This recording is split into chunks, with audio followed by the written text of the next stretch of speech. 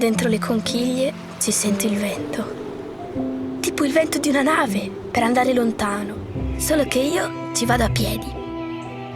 Per favore, trova una parete da scalare per me, un'avventura. Voglio arrivare a un castello di zucchero, grandissimo, e sotto, lontani, ci devono essere i pirati. E poi vorrei volare sopra le colline e trovare i resti di un elefante gigante. Io sono un esploratore e allora mi devi dire tanti nuovi posti da scoprire, così quando cresco me li ricordo. E voglio andare su un'isola in mezzo al mare, dove scende sempre il sole, ma dove stiamo tutti assieme e non finiamo mai di festeggiare.